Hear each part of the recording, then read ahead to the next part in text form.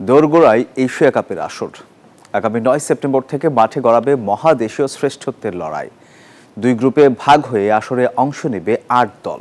এখন পর্যন্ত মাঠে গড়িয়েছে ১৫টি আসর, যার মধ্যে সবচেয়ে বেশি শিরোপা জিতেছে ভারত। এশিয়ার অন্যতম বড় ইভেন্ট এশিয়া কাপ ক্রিকেট মাঠে গড়াতে বাকি আর মাত্র কয়েকদিন। দলগুলো প্রস্তুত, এরই মধ্যে ঘোষণা হয়েছে তাদের স্কোয়াডও।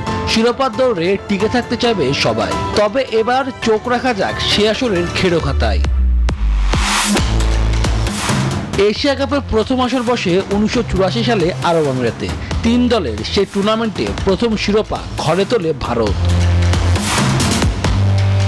১৯৮৬ সালে পাকিস্তানে যায় এশিয়া কাপের ট্রফি। ১৯৮৮ থেকে ১৯৯৫ সাল ৩ আসরে শিরোপা আবারও এশিয়ার পাওয়ার হাউস ভারতের ঘরে।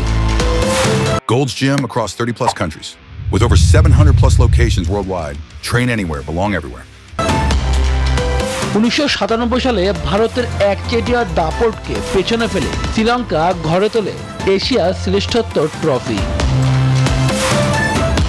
২০০০ সালে দ্বিতীয়বারের মতো শিরোপা জেতে পাকিস্তান। পরে ২ আসরে আবারও দ্বীপদেশ শ্রীলঙ্কাতে যায় এশিয়া কাপের ট্রফি।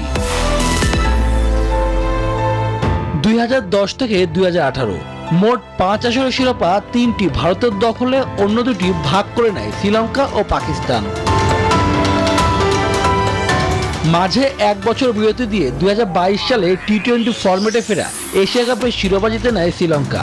আর সবশেষ আসরে শ্রীলঙ্কানদের হারিয়ে তাদের মাটিতে শিরোপা জেতে ভারত। এদিকে সবশেষ ৪ আসরের মধ্যে ৩টি অনুষ্ঠিত হয়েছে আরব আমিরাতে। সেখানে ২০১৮ সালে ফাইনাল খেলা। বাংলাদেশ কি পারবে ইতিহাস লিখতে? প্রশ্নের উত্তর পেতে অপেক্ষা করতে হবে বেশ কয়েকদিন।